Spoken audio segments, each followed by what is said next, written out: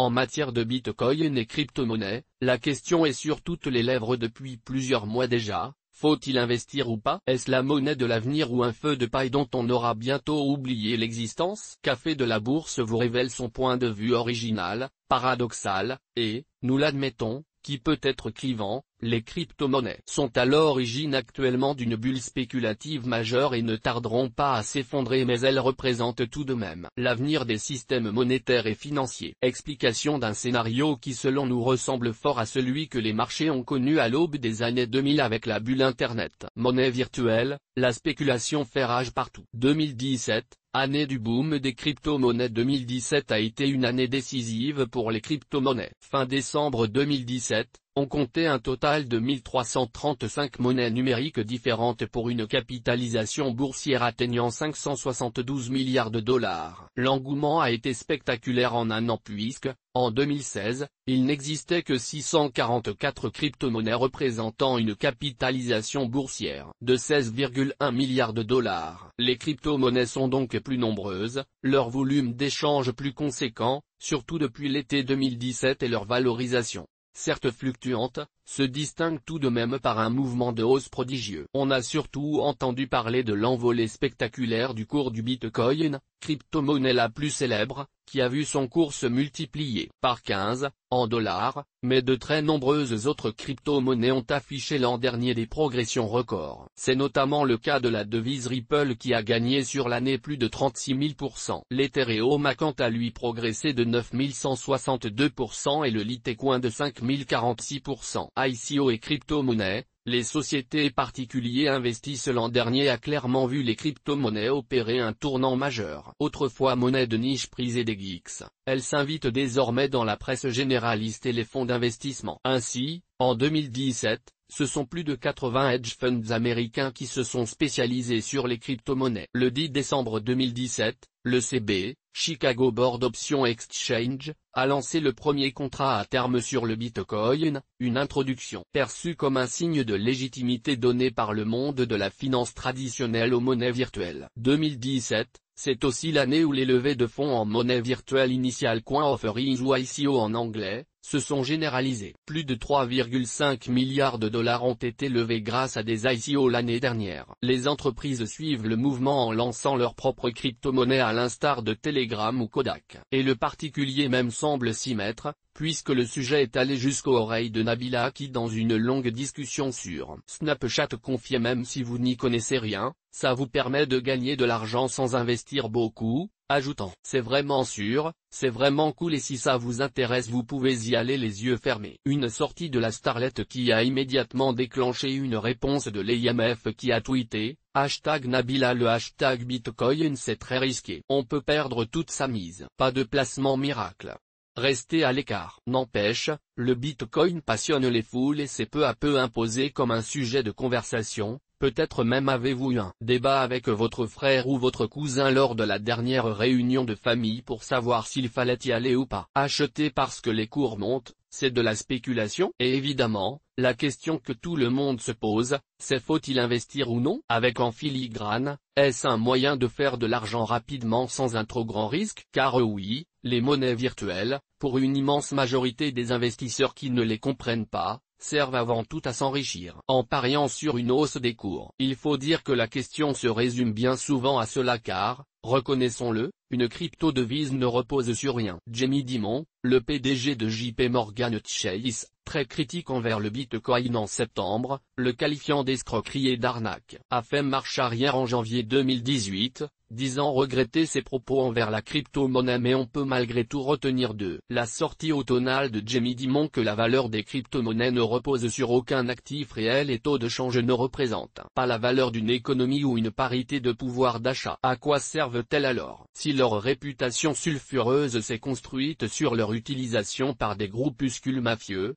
terroristes et des pirates informatiques, à qui elles permettent de déplacer des capitaux hors circuit traditionnel, de blanchir de l'argent sale et de collecter les fruits de ransomware. La donne a bien changé et aujourd'hui, une très grande majorité des personnes qui investissent dans les crypto-monnaies le font dans l'espoir de les revendre plus cher à une autre personne, sans se soucier de la valeur réelle de l'actif. C'est tout simplement ce que l'on appelle de la spéculation. Bitcoin, Ether, Litecoin, Ripple, des monnaies avant-gardistes. Blockchain, une technologie d'avenir, mais il faut tout de même souligner que les crypto-monnaies sont pour la plupart construites sur une technologie de plus en plus usitée et dont les applications se font de plus en plus diverses, la blockchain ou chaîne de blocs. Cette technologie qui fonctionne de pair à pair peer-to-peer, est issue du piratage des fichiers audio et vidéo des années 1990. Elle a mis en œuvre de la solution d'un problème mathématique appelé problème des généraux byzantins. Ce dernier consiste à s'assurer qu'un ensemble de composants informatiques fonctionnant entre eux sache gérer des défaillances ou malveillances. Résultat, un protocole cryptographique inviolable puisqu'il doit être capable de maintenir sa fiabilité dans le cas où une part minoritaire des composants enverrait des informations erronées ou malveillantes pour contourner la vérification de la double dépense. Les crypto-monnaies sont une suite de chiffres stockés sur un ordinateur sous la forme de chaînes de blocs, c'est-à-dire qu'une procédure de contrôle très longue et très complexe est opérée à chaque fois qu'un certain nombre de blocs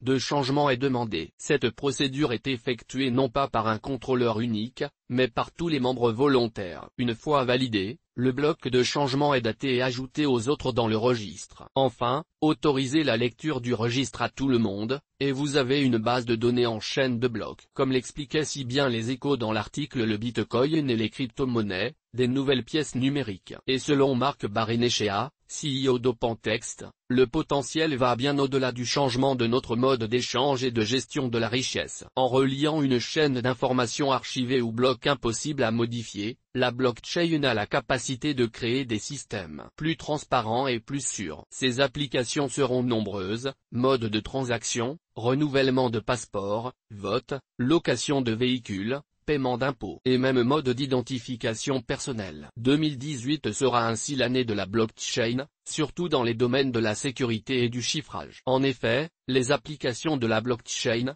parce qu'elle est une technologie de stockage d'informations décentralisée et de protocoles décentralisés de vérification des échanges, sont très nombreuses. De fait, elle intéresse tous les secteurs où intervient un tiers de confiance. Ainsi, Lombardier a récemment mené à bien sa première transaction obligataire sur la blockchain qui permet de tenir un registre de transactions inaltérable. Le communiqué de presse de la société de gestion, daté du 8 janvier, précise que l'achat réalisé par l'équipe de Kat Bon fait vraisemblablement partie des premières transactions effectuées sur les marchés obligataires secondaires en utilisant la blockchain. Une jeune start-up estampillée French Tech Culture appelée Monuma, au confluent de l'art, de l'assurance et des nouvelles technologies, a lancé en janvier 2018 son application blockchain Patrimonia qui permet de valoriser, sécuriser et authentifier une œuvre d'art via une application mobile de blockchain. Monnaie virtuelle, des inconvénients et problèmes de taille si elles sont basées sur une technologie avant-gardiste qui tend à se développer et qui intéresse de très nombreux secteurs, les monnaies virtuelles ont tout de même du mal à s'imposer et doivent faire face à de nombreuses difficultés. Outre leur réputation sulfureuse, l'absence de stabilité est l'un des inconvénients majeurs des crypto-monnaies. On pense bien sûr à la volatilité désarmante des cours des monnaies virtuelles, mais il faut également ajouter que ce marché qui en est à ses débuts est très instable dans le sens où de nouvelles monnaies sont créées très souvent, des forks s'opèrent, multipliant les acteurs et fragilisant la monnaie objet de la scission. Le top 10 des crypto-monnaies en termes de capitalisation boursière en dollars voit fréquemment les 5 dernières places du classement évoluer selon le minage opéré et la fluctuation du cours de chacune des crypto-devises. Enfin, difficile de faire l'impasse sur un problème crucial dont s'est emparée la presse généraliste, le caractère énergivore de nombre de crypto-monnaies basées sur la blockchain, à commencer par le Bitcoin. Nous ne reviendrons pas ici sur le tollé qu'a provoqué cette prise de conscience par le grand public, mais soulignons tout de même qu'avec l'augmentation du cours des crypto-monnaies, le nombre de personnes qui minent ces devises numériques a également fortement grimpé, provoquant une hausse importante de la consommation d'électricité. 29 TWh d'électricité auraient en effet été consommés en 2017. Certains États mènent une politique de chasse à la crypto-monnaie. Ainsi, la Chine organise la fermeture des mines sur son territoire, hangars où des milliers d'ordinateurs produisent et sécurisent les bitcoins, sous couvert de lutter contre le blanchiment d'argent et les risques que pourrait porter la plus célèbre des crypto-monnaies à son système financier. La déclaration du ministre de la Justice en Corée sur une prochaine interdiction des échanges de crypto-devises a fait chuter l'ensemble des crypto-monnaies. L'information a pourtant été corrigée par le ministre des Finances le lendemain qui indiquait qu'il ne s'agissait que d'une proposition du ministre de la Justice. N'empêche, les crypto-monnaies, dans certains pays, semblent avoir une épée de Damoclès au-dessus de la tête. On comprend donc bien la position de Warren Buffett qui a déclaré début janvier 2018 sur CNBC, en matière de crypto-monnaies, je peux dire avec quasi-certitude qu'elles finiront mal. L'oracle d'Omaha admet cependant ne pas pouvoir préciser quand ou comment ça se passera. Crypto-monnaies. Des difficultés technologiques à surmonter. L'avenir des crypto-monnaies, malgré des avantages indéniables, semble bien noir. Et pourtant, ne seraient-elles pas les monnaies de l'avenir? Les premiers mots du discours de Christine Lagarde lors de la conférence Independence 20 Years organisée par la Banque d'Angleterre en septembre 2017 sont éloquents et donnent toute leur chance aux monnaies virtuelles. À l'heure actuelle, les monnaies virtuelles comme Bitcoin ne représentent pas encore de menace pour l'ordre existant des monnaies fiduciaires et des banques centrales. Pourquoi? Parce qu'elles sont trop volatiles, trop risquées, trop énergivores, parce que les technologies sous-jacentes ne sont pas suffisamment scalables, que beaucoup d'entre elles sont trop opaques pour les régulateurs et que certaines ont été piratées. Mais beaucoup de ces défauts ne sont que des défis technologiques qui pourraient être surmontés avec le temps. Peut-être en effet que les limites technologiques actuelles des monnaies virtuelles ne sont en réalité que des défis technologiques à surmonter, qui, une fois réglés, pourraient ouvrir la porte à un monde dans lequel la crypto-devise est la règle. Car après tout, citizens may one day prefer virtual currency. Les citoyens pourraient un jour préférer les crypto-monnaies. En français, comme l'a déclaré la patronne du FMI. Il serait bien sûr étonnant que les crypto-devises telles que nous les connaissons actuellement remplacent un jour les devises traditionnelles. Mais si l'on créait une réglementation propre aux monnaies virtuelles et qu'on les rattachait à une monnaie de référence, Christine Lagarde juge en effet essentiel que les banques centrales, garantes de l'impression et de la circulation des monnaies, étudient la possibilité d'émettre leur propre crypto-monnaie. La Chine et la Russie ont déjà fait part de leur volonté de créer leur propre crypto-monnaie. Le PDG de JP Morgan Chase a justifié sa diatribe contre les crypto-monnaies en expliquant qu'elle était due au fait que les gouvernements et banques centrales agitent le chiffon rouge contre elles. D'ailleurs, il estime désormais qu'on peut avoir des crypto-dollars, du yen et des choses de ce type. Les banques centrales pourraient créer leur propre monnaie virtuelle qui coexisterait avec les devises classiques et l'avènement de monnaies nationales digitales et décentralisées, comme par exemple un euro digital émis par la Banque Centrale Européenne est possible. Web et crypto-monnaie, les bulles spéculatives se répètent. Crypto-monnaie, une nouvelle tulipomanie? La spectaculaire hausse des crypto-monnaies n'est pas sans rappeler la crise des tulipes du XVIIe siècle, première bulle spéculative de l'histoire financière. En 1635, il fallait 100 000 florins pour acheter un lot de 40 bulbes, une somme rondelette tout de même puisqu'elle permettait d'acquérir une tonne de beurre et que de savants calculs de l'International Institute of Social History ont établi qu'un florin de 1635 équivalait à une dizaine d'euros. Reste à savoir ce que cela fait en bitcoin.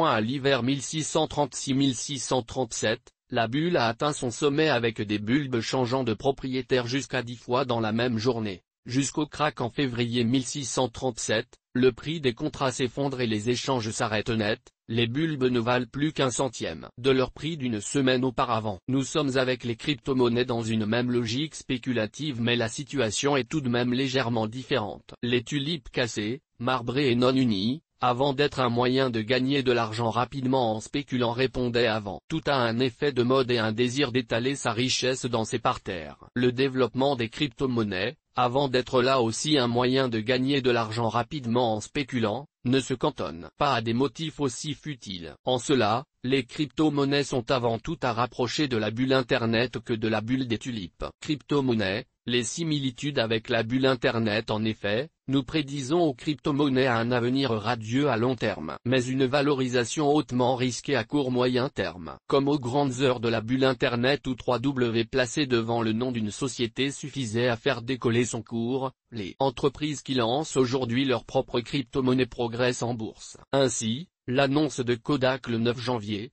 du lancement de sa crypto-monnaie, le Kodak Coin, a immédiatement été suivi d'une augmentation de l'action du groupe de 300%. C'est une véritable cryptomania qui s'est emparée des entreprises, particulièrement aux États-Unis où des dizaines d'entreprises ont manifesté le souhait de se lancer dans l'aventure du Bitcoin et de la blockchain. Mais cela signifie-t-il pour autant que les crypto-monnaies sont une hérésie et que leurs beaux jours sont derrière elles? Nous pensons que non.